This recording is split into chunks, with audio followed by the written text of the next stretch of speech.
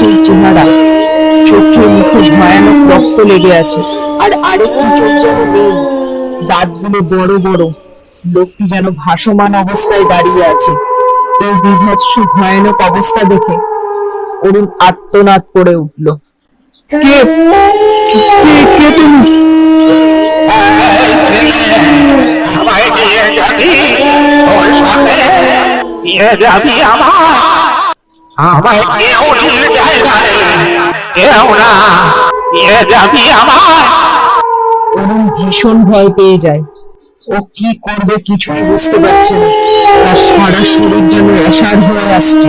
সে বিভৎস ভয় পেয়ে অবশেষে সে উঠে দাঁড়ায় এবং ট্রেন থেকে নেমে পড়ে।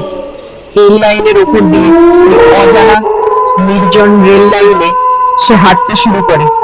রেল লাইন ধরে এবার সে যেন দৌড়েতে শুরু করে। ঘুটঘুটে অন্ধকার। কিছুটা দৌড়ানোর পর সে রেল লাইনের ওপর পড়ে যায়।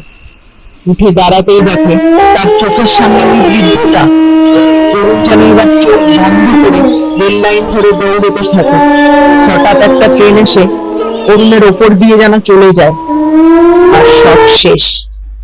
পরদিন সকালে অরুণের বাড়িতে খবর যায়। অরুণের বাড়ির লোক কান্নায় ভেঙে পড়ে। কখনো তার বাড়ির লোক ভাবেনি যে তাদের ছেলে রাতের শেষ ট্রেনে বাড়ি ফিরবে বলে আর কখনো বাড়িই ফিরবে না।